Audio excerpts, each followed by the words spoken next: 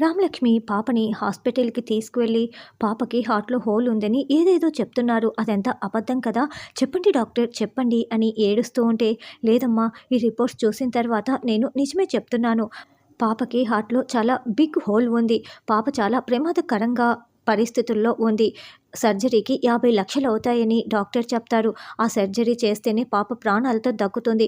మామూలుగా తల్లి కడుపులో ఉన్నప్పుడు గుండె సరిగ్గా ఫార్మ్ అవ్వకపోవడమో, లేదంటే జెనెటిక్ ఇష్యూస్ వల్లో ఇలా జరుగుతూ ఉంటుంది అని డాక్టర్ చెప్తాడు. ఇప్పటికిప్పుడు అంత డబ్బులంటే అని రామలక్ష్మి అంటుంది. లేదు లేదు, ఏదైనా సరే నేను పాపని బ్రతికించుకుంటాను. ఎంత డబ్బులు ఖర్చయినా పర్వాలేదు. నేను పాపకి సర్జరీ చేయిస్తాను. నిన్ను బ్రతికించుకుంటాను తల్లి అని రామలక్ష్మి ఏడుస్తూ ఉంటుంది.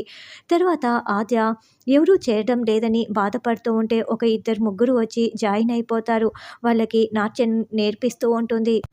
తర్వాత కొంతమంది ఊరి జనాలు రఘురామ్ గారు అంటూ ఇంటికి రావటంతో ఏదైనా ప్రాబ్లమా అంటూ ఆద్య జానకి వచ్చి ప్రశ్నిస్తూ ఉంటారు.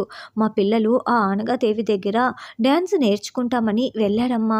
ఇంటికి వచ్చిన దగ్గర నుంచి ఎప్పుడు పాటలు డ్యాన్సులు, వాళ్ళు ఎక్కడ పాడైపోతారో అని మాకు చాలా బాధగా ఉంది అని ఊరి జనాలు చెప్పి బాధపడుతూ ఉంటారు. ఆ అనగాదేవి ఇక్కడ డ్యాన్స్ స్కూల్ పెట్టి మన సంస్కృతి సాంప్రదాయాల్ని దెబ్బతీయాలనుకుంటూ ఉంది. విషం చిమ్మాలని చూస్తుంది. భరతనాట్యం, కూచిపూడి, క్రమశిక్షణ లాంటి వాటిని పెంచి పోషిస్తుంది. కాబట్టి వాటినే పెంచాలి అని ఆద్య చెప్తుంటే, రేపటి నుంచి మా పిల్లలందరినీ కూడా భరతనాట్యం నేర్చుకోవటానికి నీ నాట్య ప్రదర్శనశాలకే పంపిస్తామమ్మా అని చెప్పటంతో, వాళ్ళని సరైన పద్ధతిలో పెట్టాల్సిన బాధ్యత నీదేనమ్మా అని వాళ్ళు వేడుకుంటూ ఉంటారు.